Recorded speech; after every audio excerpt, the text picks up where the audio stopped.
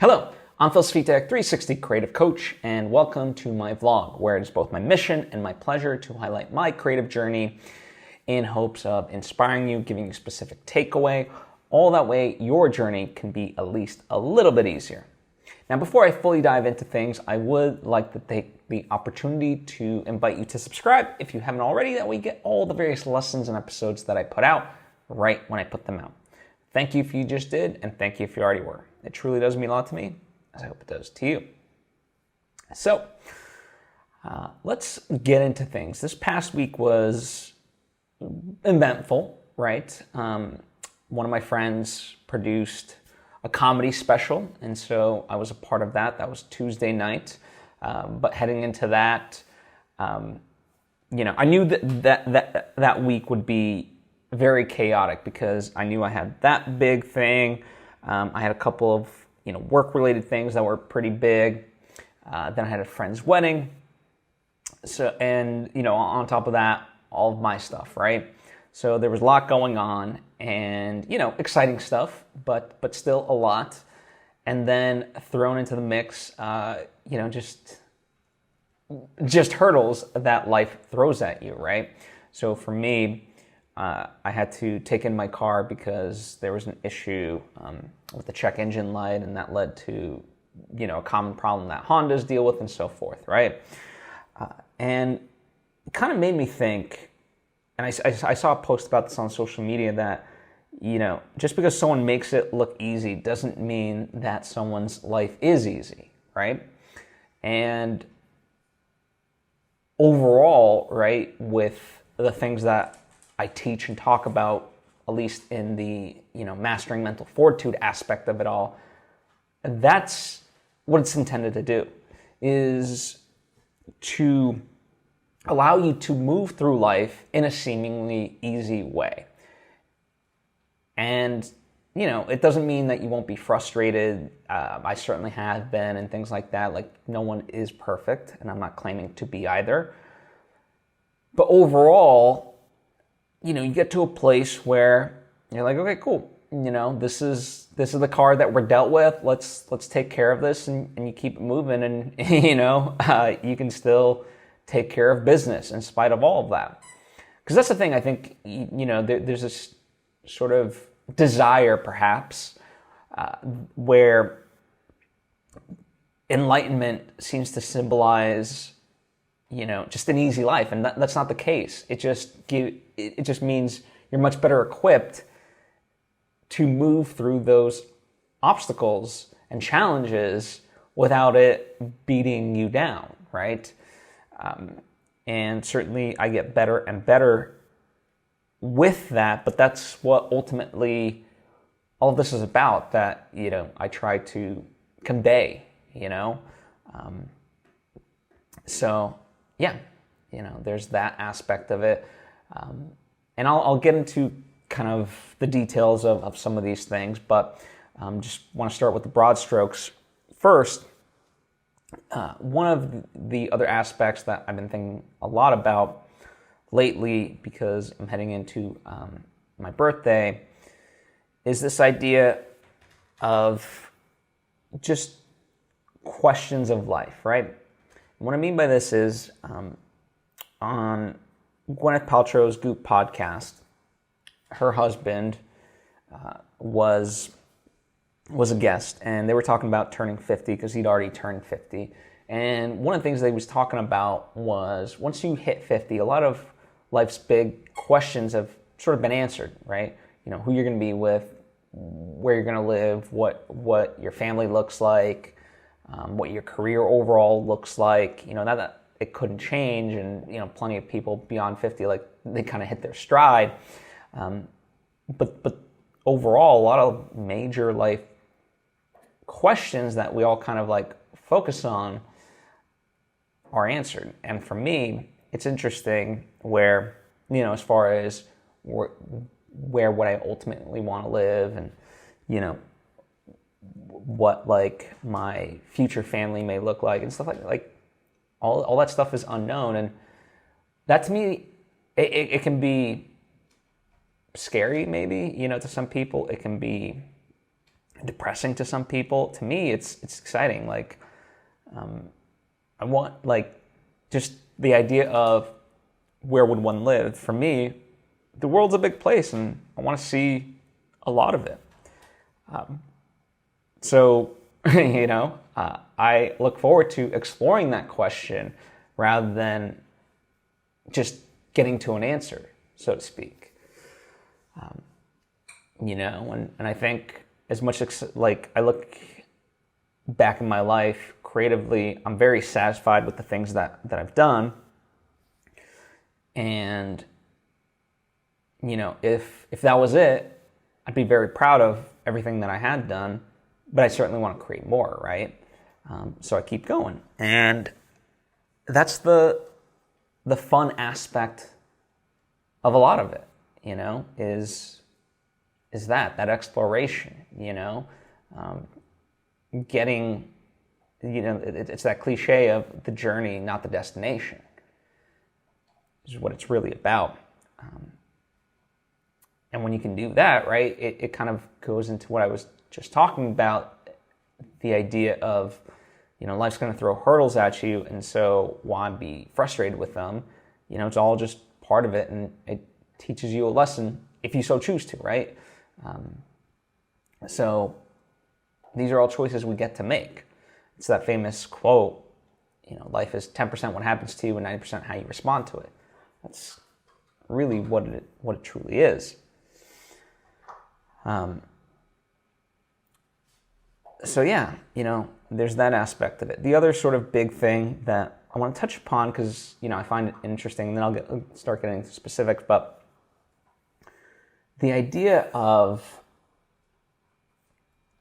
just criticism in general being so easy from the outside in, right? And there's this person that, had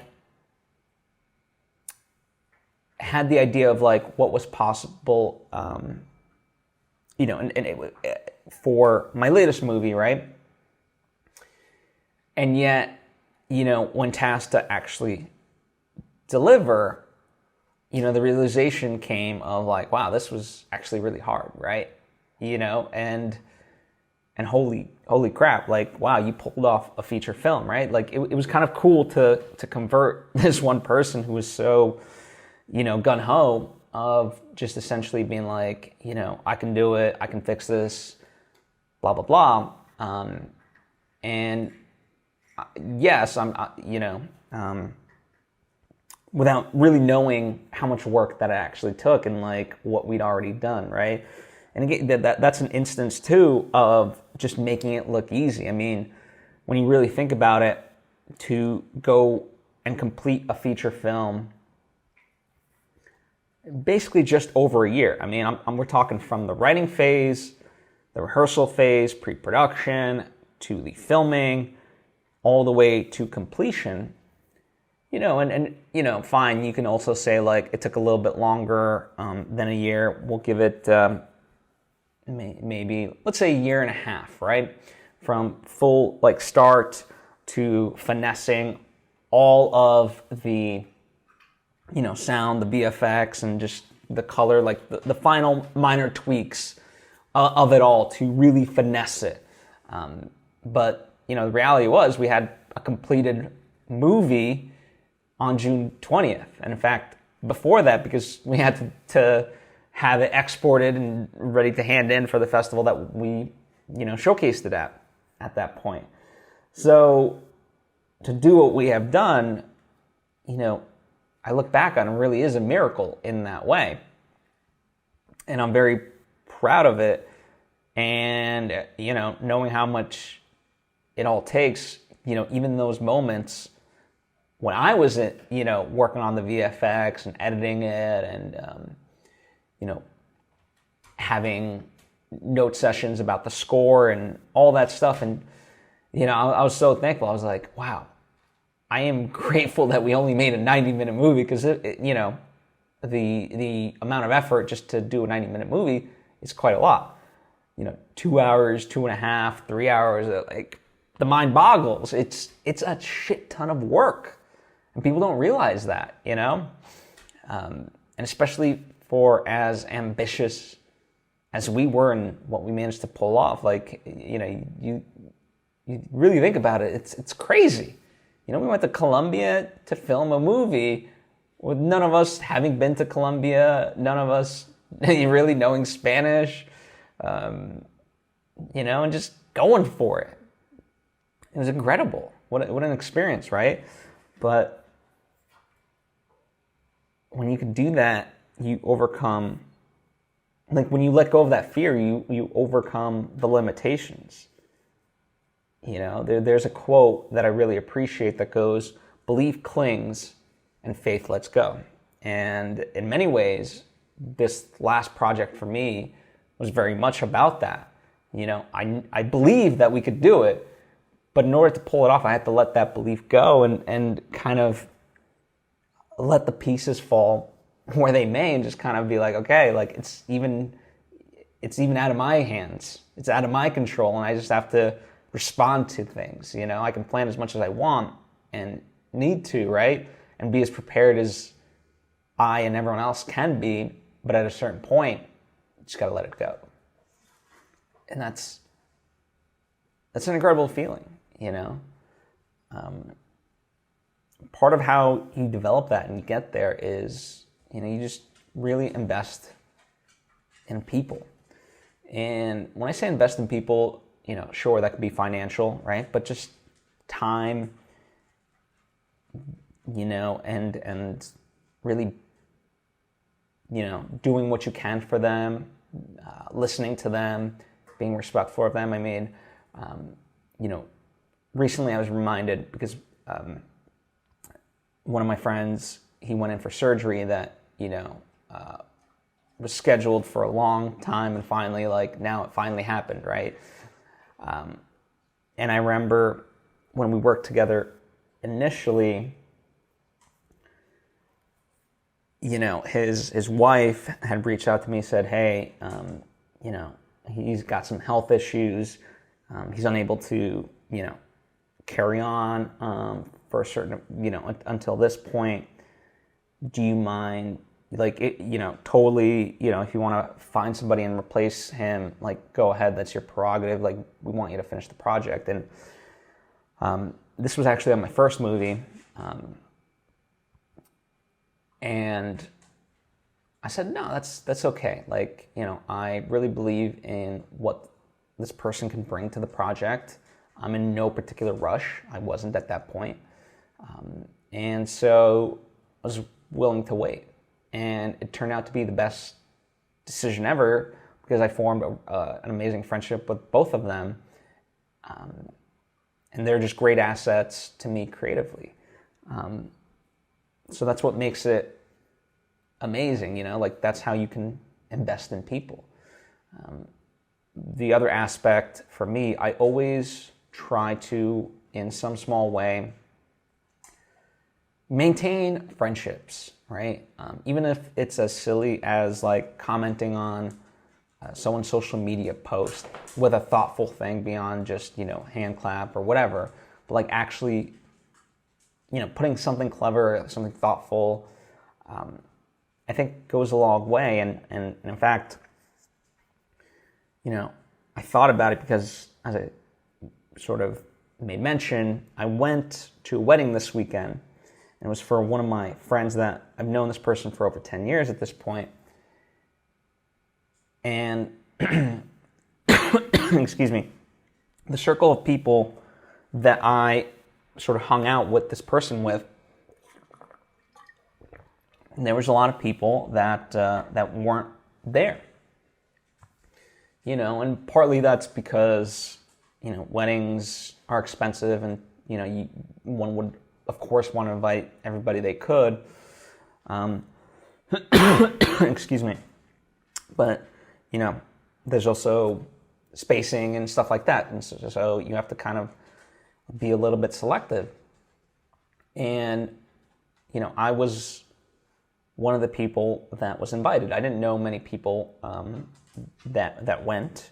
I knew barely less than a handful, but it was still great to be a part of, A, because I got to know other people that are part of this person's life, but B, just that idea that I continue to have such a impact on the person, because it's not like we see each other, especially with with the pandemic and stuff like that.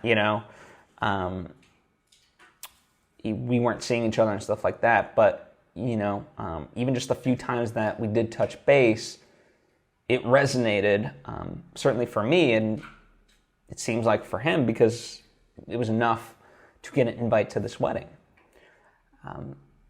And that's another case of it takes work.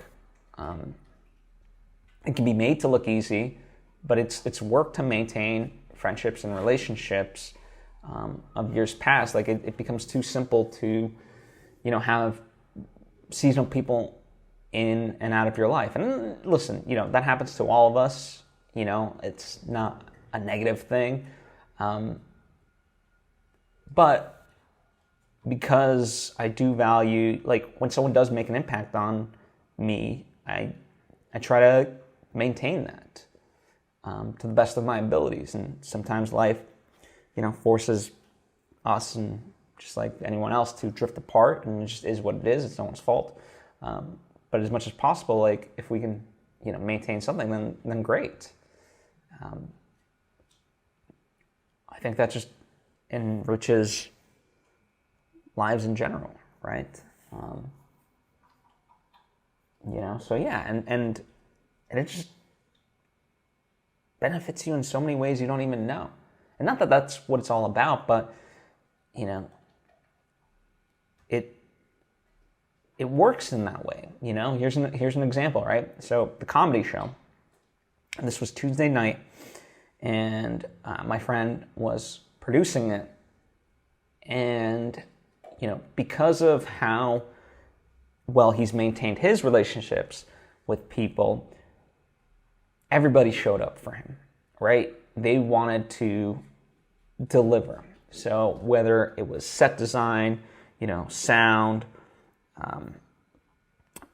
equipment, being a production assistant, camera people, and so forth, right? We were all we were a big crew, relatively speaking, for this project, all because we believed in the people, and we wanted this thing to succeed. And because we all sort of foster each other and also foster our own development, everyone was like top notch, and it was as smooth as it could be. There was a couple of things that it's one of those things, like you just can't predict certain things to happen, but you try to solve them and do what you can, and we did overall, right? And the whatever imperfections there were on the day, they can be fixed, not a problem. But overall, like a really great event, and it's a lot of pressure to film this live event, which unlike with most comedy specials, like they usually film it twice, and that way they can use whatever better take of a joke or whatever. We ultimately had one shot at this. We made it work, and it was exhilarating. We pulled it off. It was great. So yeah, it's just one of those things, again, where if you do the prep work, if you if you understand that you got to build to those moments, right? As I was just saying to the person who was criticizing my movie and thought they could bring something to the table, when they eventually saw that, hey, this is a lot harder than anticipated, I said, listen, your heart's in the right place, and I think you, I do believe in your skill, but you also got to kind of work towards it. Like, a feature's really big. Try doing shorts. I think what people don't always understand is I'd really been doing this, professionally since I was 15. I worked for the Connecticut Hospice, the first hospice in America. We worked on a documentary, kind of commemorating 30 years of hospice care in the U.S. And I was doing, videotaping for them. I was editing for them and anything in between. And so I've really paid my dues, as it were, I've done a lot of stuff to get to this point that I'm at. And that's why, it's not good, excuse me, as much as we would like to skip over moments and just get to the good stuff and, be able to do, the creative things, we want to at this point in time, that big, ambitious thing. Be bold, be ambitious, but also know that you do have to kind of progress to that point, and what are some of the ways that you can break it up into smaller steps along the way so it doesn't overwhelm you, right? I think there's that side of it, it's funny, the World Cup is coming up, and there's a lot of predictions being made, right, about who's going to win. And, we call it, pundits are predicting, the obvious choices. And, there's a saying in sports of the game's not played on paper. And that's great. And what that means is, you could predict, Brazil is going to beat this team because it's Brazil. And it's well, on paper, maybe. But on the day, it might go a completely different way. That's what makes it exciting. And how this relates to art and artists is you just don't know. And the best thing, the only way is to just do it. Oftentimes, when we talk about, or at least I talk to various artists, they're so stricken to just make the right move, paralysis by analysis type of thing. And because they want to make the right move, they want to, whatever they do, they want to succeed in. It's listen, you don't think Hollywood wants that? You don't think that any movie that they put out, they want to be as successful as it can be? And if they knew anything, then yes, that would be the case. But it's not the case because nobody ultimately knows. And the only way you can know is, to move forward and to do what you can in that way, right? So, yeah, it might sound negative, but it's actually positive, Again, it's that exploration. You have to find that joy in that.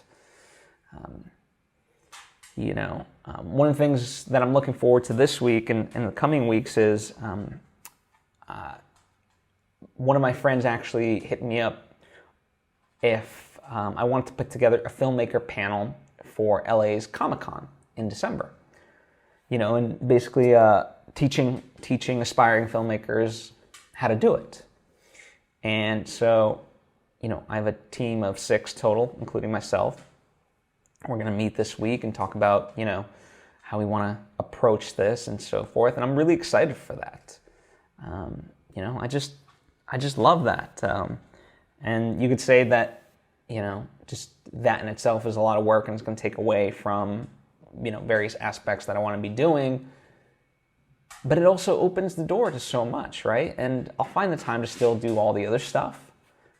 But why wouldn't I take this amazing, fun opportunity, right? And who knows what it'll lead to, but if it doesn't, that's okay, because in and of itself, it's exciting.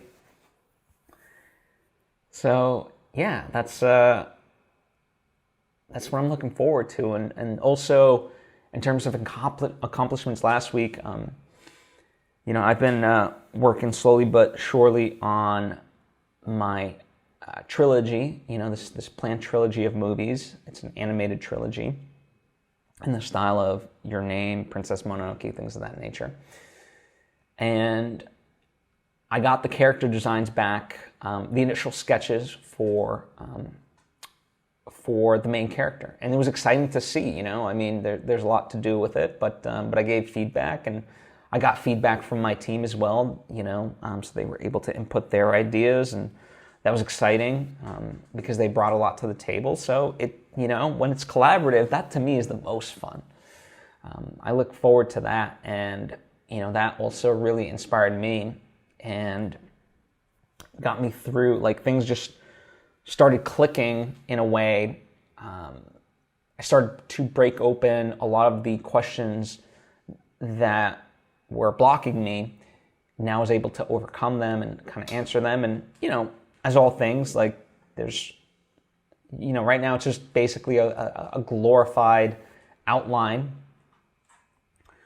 But, you know, it gives me a good roadmap, and, you know, it's going to change and things like that. But it's certainly a big step forward, a big milestone, and I'm looking forward to now sharing that with the team and getting their input and kind of navigating from there.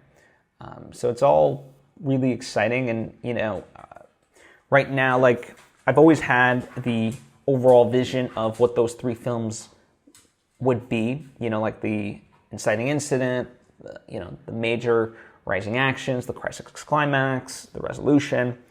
But right now I'm really focusing on the first one and just really getting that down, and then, and you know, writing that and probably shooting that, because that will also help inform 2 and 3, and then I can, like, you know, work off of that. It's almost like writing a TV series. You know, you map out the season, but you kind of write episode by episode.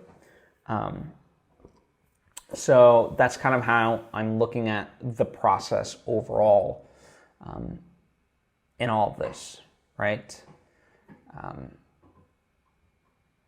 So yeah, that's kind of where I'm at, you know, doing stuff. And one of the other big things is I've always been thinking about, like, my Patreon page, but the simple fact, like, I want to use that as the hub to interact with people on a more meaningful level and be able to help them through their challenges. And, you know, I've been a part of this, what Patreon calls A Club. And it's led by people that have a Patreon, and we as a group of other Patreon users get together weekly and, you know, discuss various topics. And through this kind of journey, it really made me rethink, and I was like, you know what, let me just simplify all of this. Like, simplify it for myself, simplify it for users out there. And I literally just created, you know, now just one tier. It's very simple, and any increases that I do in terms of rewards will be based on the number of people, right? Because the more people there are, the greater funding there is, and the more I can do and deliver for them, right? But I want everyone to benefit equally in that way. So I've decided, you know, just to basically, there's one tier, it's $10 a month, and that's it.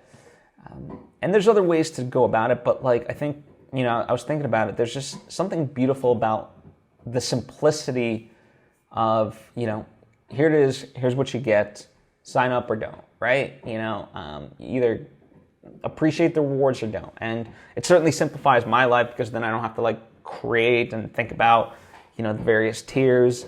It makes it less confusing for the user. At least, you know, that's kind of how I'm approaching it. So that was another major step forward in terms of what I'm doing. And, you know, if that's of interest to you, then certainly you can check that out. That's patreon.com/Phil Svitek.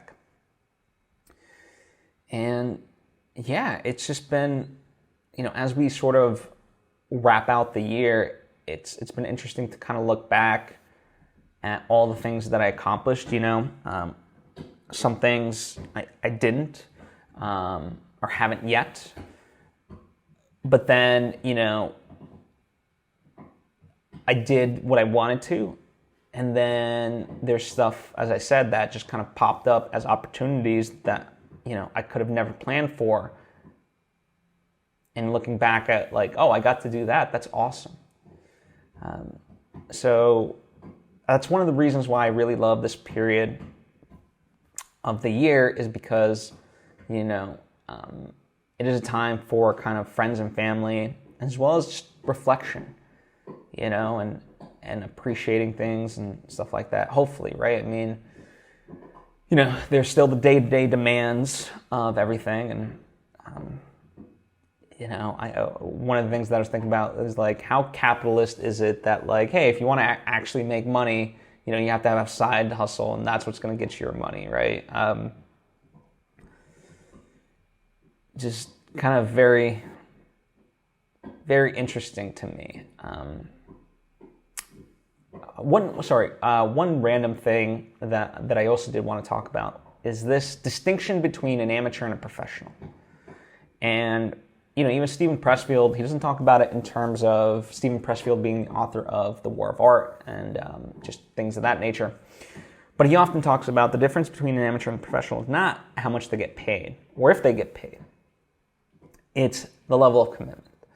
And, you know, there's a lot of people that say they're going to deliver results, but they don't, and they keep working on it. And it's not to say that, you know, you should ever compromise and just, you know, if you set a deadline, then output, you know, whatever you have at that point on the deadline. You know, obviously you want to strive for the project to be as good as you can make it.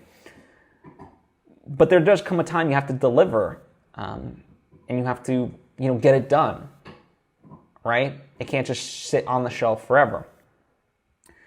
And it's a kind of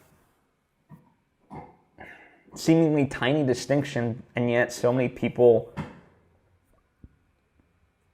don't get that, you know? And I always have good conversation with my friend Cody Schramm, who's a composer I work with.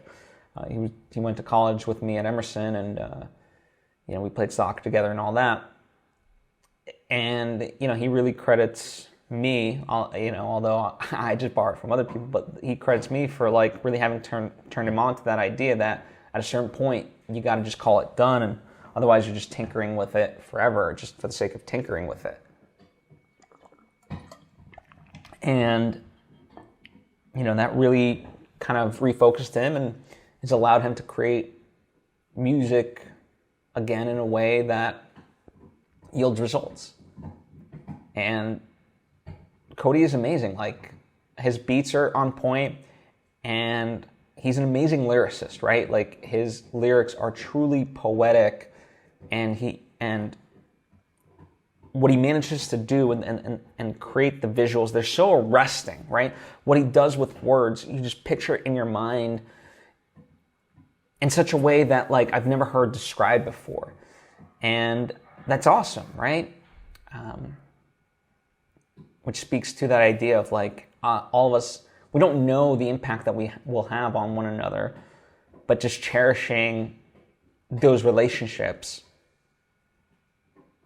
goes far for you and for those people, right? And it makes life all the more enjoyable. And that, to me, is what it's all about. So I think that's a good note to leave on. Thank you so much for taking the time to tune in. As always, if you have any questions or thoughts of your own, please comment down below or hit me up on social media at Svitek. As I mentioned, I have my Patreon page, patreon.com/PhilSvitek, where you can join the community and we can interact there. Or if you want to just dive straight in and, you know, do coaching sessions with me, that is also available to you, as is, you know, my movies, books, all that stuff, merchandise. It is all linked to down in the description for your benefit. Thank you so much. I appreciate you. I hope to see you next time.